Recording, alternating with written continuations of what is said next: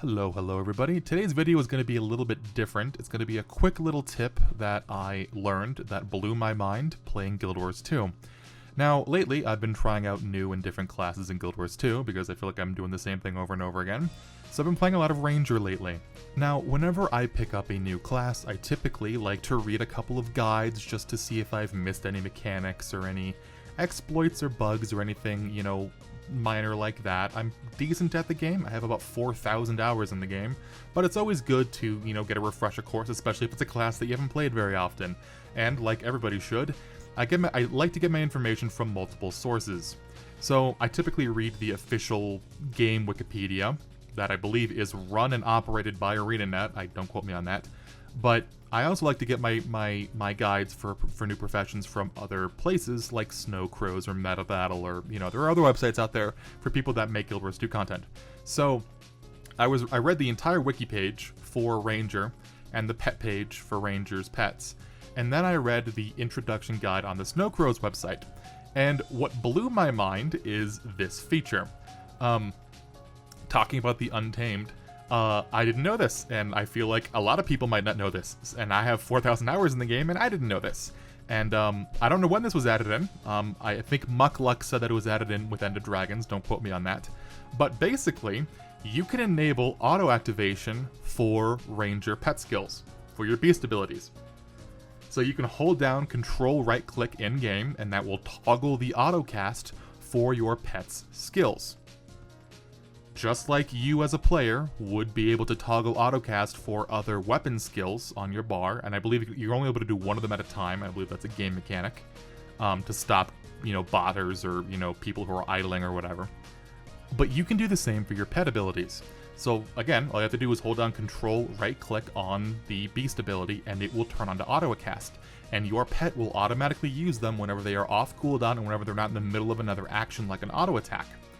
So, apparently this was added with the introduction of the Untamed Elite specialization, but as I'm sure some of you might have the question about, does it work for Mechanist? And the answer is yes, you can toggle autocast for all of your Mechanist commands as well. And I didn't know this. I have a ton of experience playing Mechanist back when, you know, Mechanist was actually fun to play and was broken and you know, really busted and overtuned. I didn't know this, and this is an insane quality of life improvement. And this does benefit every Ranger build. Druids benefit from this, Soul Beasts benefit from this, and Untamed really benefit from this. Now, one caveat here is that the Untamed's unleash pet abilities, the venomous outburst, or, you know, all like the rending thorns or whatever, those instacast abilities cannot be autocast, which is fine because they are instant cast, I think. So it's not that big of a deal, but the beast abilities being able to be autocast even when you're not playing Untamed, like if you're on Soul Beast or Druid or just Core Ranger or whatever, is a massive quality of life improvement, and it does affect Mechanists. So that's the tip. I didn't know about this, and I feel like a lot of people might not know about this. I googled on YouTube, hey, does anybody know, I think I typed in like Guild Wars 2 Ranger autocast, and there's a couple of videos talking about it, but there's not that much content about this. So I just feel like this is kind of worth propagating this information about, because, just as a heads up, this doesn't show up at all on the official game Wikipedia. This is not on the Ranger page on the Wikipedia, this is not on the pet page for the Wikipedia, and I feel like if somebody has an account with the official game Wikipedia, they might want to add this, because it's a pretty good mechanic, and I feel like a lot of Ranger players or Mechanist players should be aware of this.